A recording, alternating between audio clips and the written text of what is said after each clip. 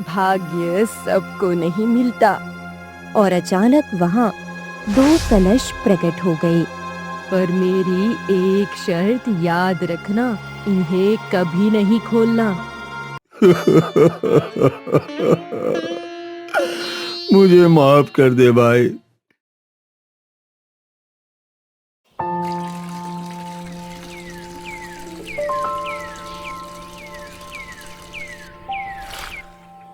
महल की दीवारों ने आज इतिहास को बदलते देखा है। जिस सोने की चमक ने कभी 2 भाइयों जैसे दोस्तों को जुदा किया था, आज उसी सोने के सामने निस्वार्थ प्रेम की जीत हुई है।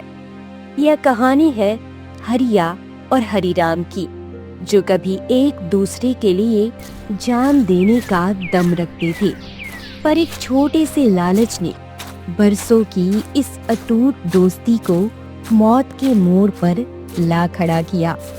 आइए देखते हैं कैसे एक भाई के त्याग ने पत्थर की मूरत में फिर से जान फूंक दी।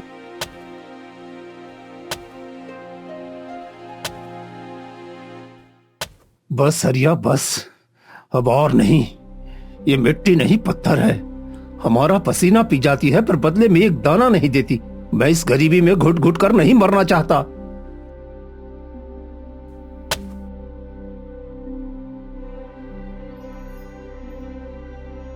भाई, जमीन साबित हो सकती है पर नीयत नहीं।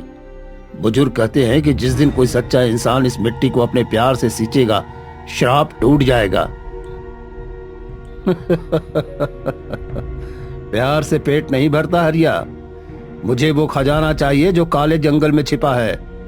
लोग कहते हैं वहां जो कलश मिलता है वो 7 पीढ़ियों की गरीबी मिटा देती है। अरे राम, वहां जाना खुदकुशी है भाई। उस जंगल में आज तक कोई जिंदा वापस नहीं आया। तू जिसे दौलत समझ रहा है ना, वो असल में मौत का जाल है। रुक जा, मत जा वहां। तो ठीक है ना, तू यहाँ सड़ता रहा। मुझे ऐसी गरीबी की जिंदगी नहीं चाहिए जहां हर दिन मरना पड़े। अगर मौत आनी ही है तो मैं लड़कर मरूंगा, पर इस बेबसी में नहीं रहूंगा। मैं जा रहा हूं। ये लो भाई, ये मेरी माँ की आखिरी निशानी है। इसे अपने पास रख। ये तुझे हर मुसीबत से बचाएगी। अगर तू जिद पर अड़ा है ना कि तुझे जाना ही है, तो मैं भी तेरे पीछे आऊंगा। मैं तुझे इस अंधेरे में अकेला नहीं छोड़ सकता। कुशीनगर के बंजर इलाके में रहने वाले 2 मित्र हरिया और हरिराम गरीबी से बेहाल है। हरिया सब्र में विश्वास रखता है, लेकिन हरिराम रातों रात अमीर बनने के लिए काला जंगल जाने की जिद करता है। हरिया अपने दोस्त की सुरक्षा के लिए उसके साथ चल देता है। जैसे जैसे उनके कदम जंगल की गहराई में बढ़ रहे थे, चारों ओर एक अजीब सी खामोशी छाई हुई थी। काला जंगल का कोहरा और यहाँ की हवाएं कुछ अनकहे राज बयां कर रही थी, मानो ये जंगल उनकी हिम्मत की परीक्षा ले रहा हो। देख हरिया, ये जंगल कितना शांत है ना। ना कोई परिंदा, ना कोई जानवर। क्या हम सही रास्ते पर हैं? पता नहीं भाई, पर दिल कह रहा है कि हम किसी बहुत बड़ी शक्ति के करीब हैं। ऐसा लग रहा है जैसे कोई हमें देख रहा है। अभी उनकी बात पूरी भी नहीं हुई थी कि अचानक हवा का एक ठंडा झोंका चला और उनके सामने एक बूढ़ी औरत प्रकट हुई, जैसे वह धुएं से बनी हो।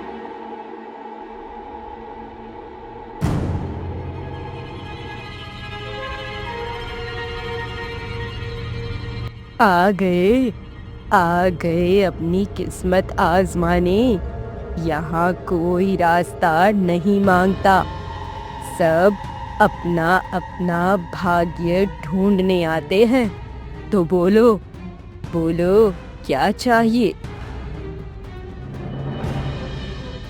माई, हम बहुत दूर से आए हैं। हमें वो खजाना दे दो जिससे हमारा जीवन बदल जाए। हमें हमारा भाग्य दे दो।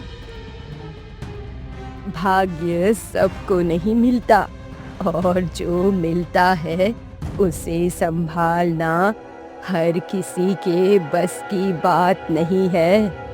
मैं तुम्हें 2 कलश दूंगी, एक सोने का और एक मिट्टी का। याद रखना, इनमें तुम्हारी नियति छिपी है।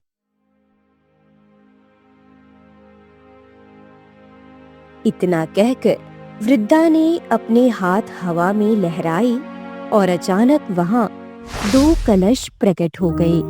एक सोने की तरह चमक रहा था और दूसरा साधारण मिट्टी का था। वृद्धा ने वे कलश उन दोनों की ओर बढ़ा दिए।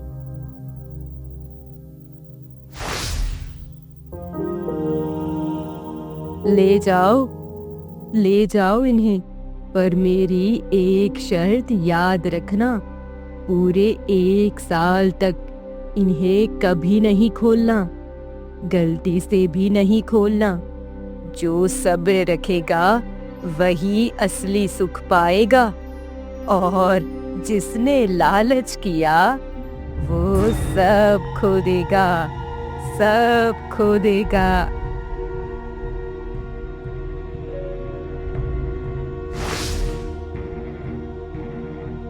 अरे वाह, इतना चमकता हुआ सोना!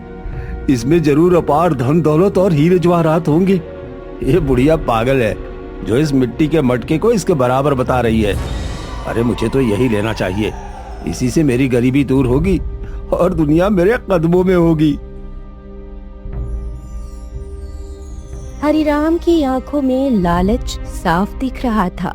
उसने बिना एक पल गवाए झपट कर सोने का कलश उठा लिया और हरिया के हिस्से में वो सादा मिट्टी का मटका आया।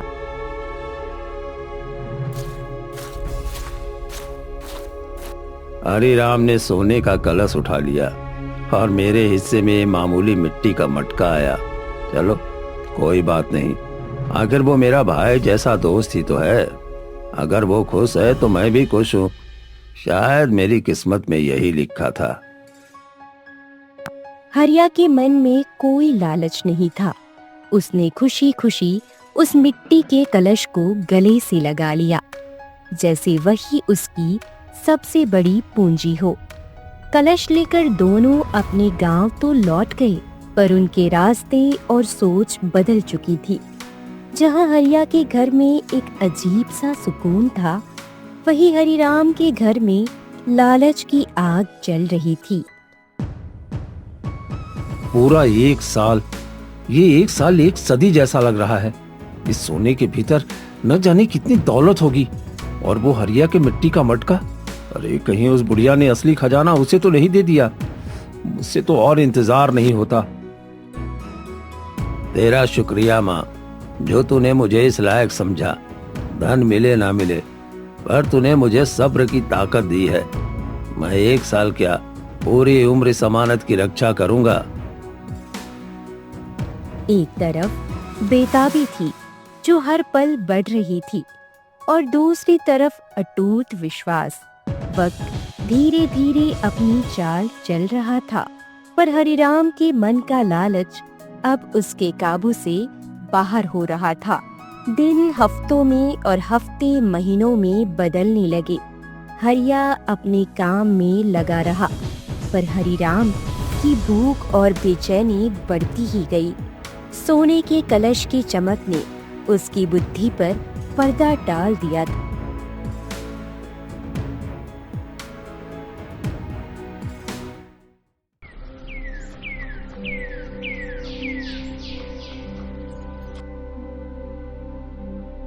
बस अब और नहीं, 1 साल। अरे कोई 1 साल कैसे रुक सकता है?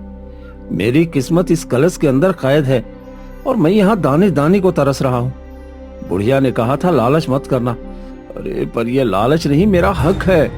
मैं अपनी आंखों से देखना चाहता हूँ कि मेरा भाग्य क्या है।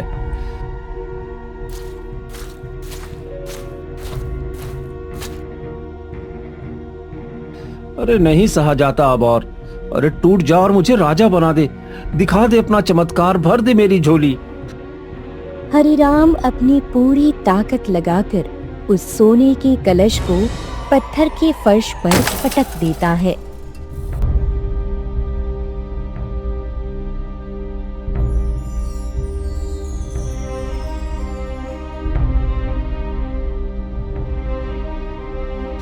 धोखा, धोखा, उस बुढ़िया ने मेरे साथ छल किया है। इस सोने के मटके में सिर्फ राख और पत्थर? नामुमकिन। जरूर उस चालाक बुढ़िया ने असली खजाना हरिया के उस मिट्टी के मटके में छिपाया होगा। वो मटका ही असली दौलत है और अब वो मटका मेरा होगा। हरिया गहरी नींद में है, इससे बेहतर मौका फिर कभी नहीं मिलेगा।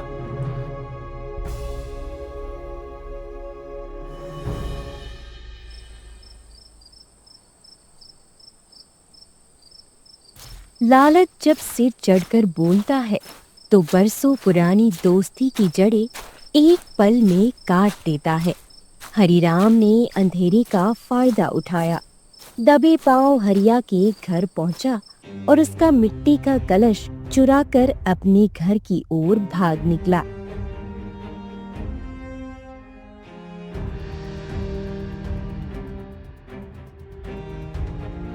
बुढ़िया ने मेरे साथ खेल खेला है।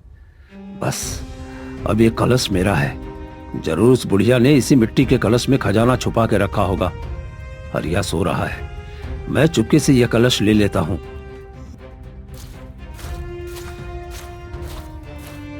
लालच की आग में अंधा होकर हरिराम ने भाई जैसा रिश्ता भी भुला दिया।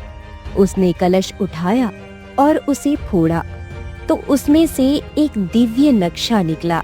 नक्शे के पीछे भागते हुए वह काले जंगल की गहराइयों में ओझल हो गया।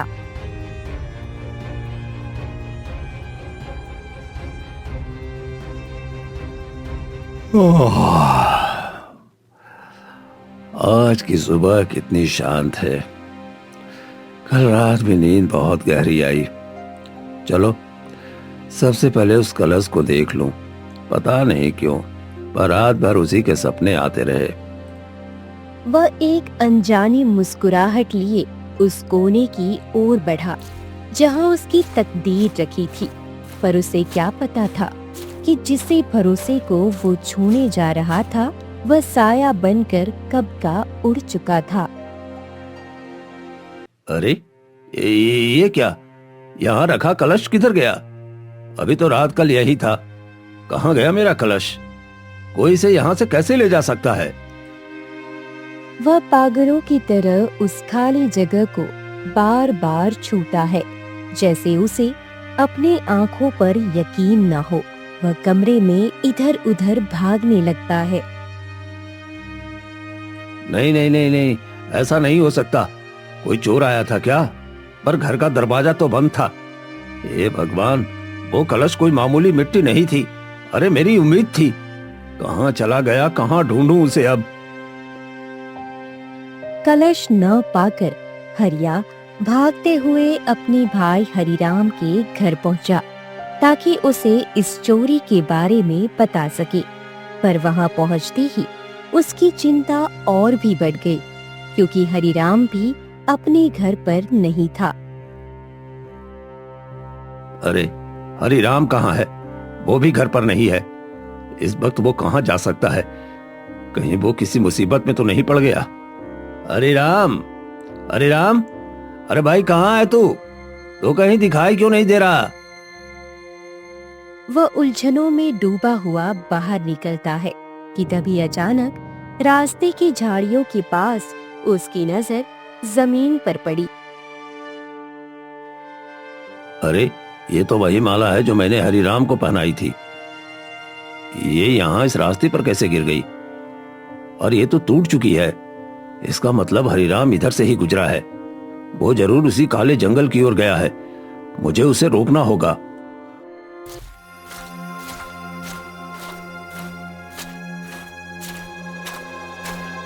टूटी हुई माला के सहारे हरिया उस घने जंगल के बीच पहुंच गया। वहां उसे एक विशाल और रहस्यमयी द्वार दिखाई दिया, जहां पहुंचकर रास्ता खत्म हो जाता था। हरिया समझ गया कि उसका भाई इसी के पीछे कहीं खो गया है। रुक जा राही, इस दीवार ने आज तक किसी को रास्ता नहीं दिया। अगर तू अंदर जाना चाहता है तो जवाब दे, वो क्या है जो टूटने पर काम आता है और जिसमें पूरा संसार समा सकता है? वो मन है। जब अहंकार का मन टूटता है तभी उसमें ईश्वर और करुणा का वास होता है।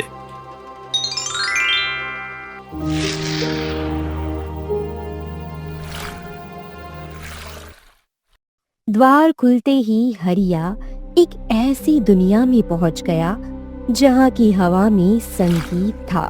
नदी के किनारे पत्थरों की जगह बेशकीमती हीरे और मोती बिखरे पड़े थे।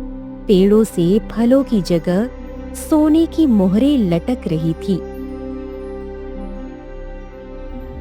हे भगवान, ये मैं क्या देख रहा हूँ? इतना सारा धन दौलत, इतने हीरे जवाहरात मोती, इतना वैभव तो मैंने कभी अपने सपनों में भी नहीं देखा था। अरे अरे, मिल गया, मेरा भाई मिल गया। अरे राम, अरे देख, मैं आ गया भाई। व्यर्थ प्रयास मत करो हरिया, अब वो इंसान नहीं, एक बेजान पत्थर की मूर्ति बन चुका है। इसने पहेली का उत्तर अपने अहंकार से दिया था, इसलिए इस दुनिया में से सजा के रूप में अपना हिस्सा बना लिया। अब ये खजाने के ढेर पर खड़ा तो है, पर इसे छूने का अधिकार खो चुका है। हरिया, मैं तुझे एक और मौका देता हूँ। या तो इस अपार धन दौलत का स्वामी बन जा और सुख से जी, और इसके बदले तेरा भाई हमेशा के लिए पत्थर बना रहेगा, या फिर तुम अपने भाई का जीवन मांग ले। और याद रखना, भाई को चुनते ही सारा दौलत पल भर में राख हो जाएगा और तो फिर से गरीबी में लौट जाएगा। अब चुन ले, दुनिया की सबसे बड़ी दौलत या वो भाई जिसने तुम्हें धोखा दिया। महाराज की शर्त सुनकर हरिया की रूह कांप गई। एक तरफ वो अपार दौलत थी जो उसकी किस्मत बदल सकती थी, और दूसरी तरफ पत्थर बन चुके उसके भाई की जान।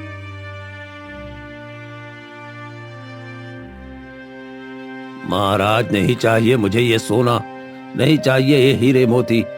इन पत्थरों से मैं क्या करूंगा जब मेरा भाई ही पत्थर बन गया है। हमने साथ में गरीबी देखी है, सूखी रोटियां खाई है, पर हम खुश थे। मुझे राजा नहीं बनना महाराज, बस मेरा भाई लौटा दीजिए। धन दौलत तो हाथ का मैल है, पर भाई दोबारा नहीं मिलता महाराज। आप ये सब रख लीजिए, पर मेरे हरिराम को फिर से सांसें दे दीजिए महाराज।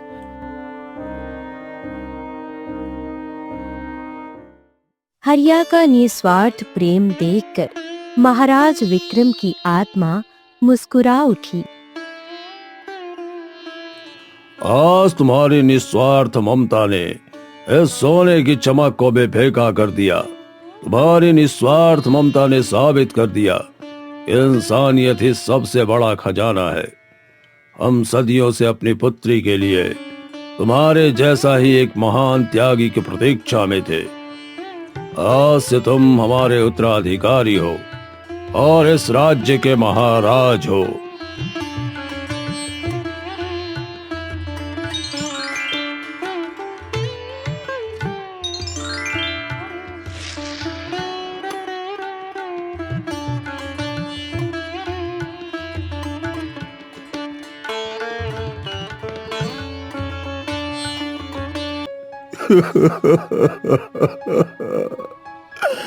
मुझे माफ कर दे भाई, लालच ने मेरी आंखों पर पट्टी बांध दी थी।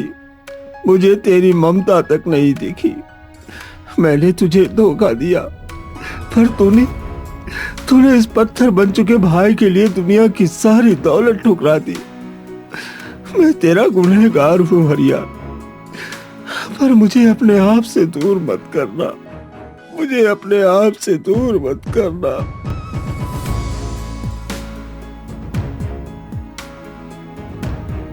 चुप हो जा पगले, भाई भाई से कभी दूर नहीं होता। आज हमारी गरीबी हार गई और हमारा प्यार जीत गया।